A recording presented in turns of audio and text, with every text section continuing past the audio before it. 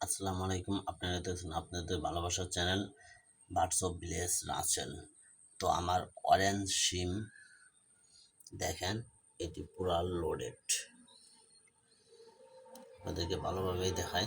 এই দেখতে পাচ্ছেন পুরা লোডেড। আলহামদুলিল্লাহ, এটা পরিপূর্ণ লোড। দেখতেই পাচ্ছেন, আপনাদেরকে দেখানোর জন্যই দেখেন আপনারা পেটের সাইডে অসংখ্য পুরা লোড।